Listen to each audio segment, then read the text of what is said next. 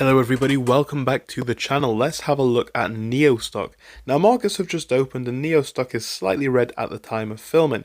Not really by anything worth mentioning, only 4 cents down. However, we are now coming to a very interesting point with Neostock, and I think the next few days, as I mentioned before, are going to determine a lot as to what comes next. We're seeing Neostock obviously dropping over the last couple of days, and we're now coming towards crucial levels of support. Most notably, the lowest level that we're looking for is 591 in my opinion. If you enjoy these sorts of videos, make sure to leave a like and subscribe because I will be sharing all of my opinions in the course of this video. At the same time, as usual, remember, this is not financial advice.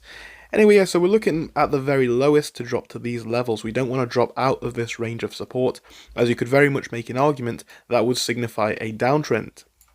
Now, I think if the downwards pressure is going to come into this stock, which is entirely possible today, the levels that we're looking for are actually very simple. We are looking for, again, that hold towards the lower ends, and ideally we could see this one hold above $6 and 602. This is where we were able to remain for the majority of the last day or so. Again, a remainder in that range would be absolutely great. It's very, very simple today, but we just want to see Neo remain in this range. That would signify to me a number of things.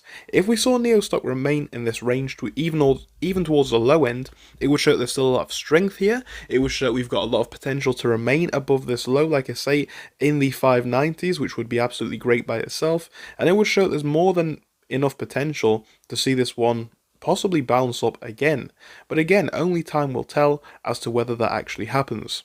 Ultimately, I am very interested in watching this one, and I think today could be a very promising day. Again, levels to the downside, important, but also to the upside. You know, we're going to want to break above 619 if we do see a green day.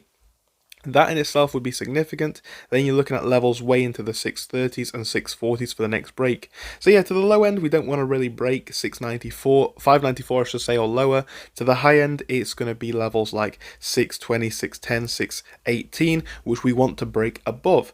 Depending on what happens there, my opinions will change as to, you know, where things can go. And as I always say, I'm not here to necessarily give you guys an opinion. I give my opinion, but I'm not here to make you guys' minds up for you, right?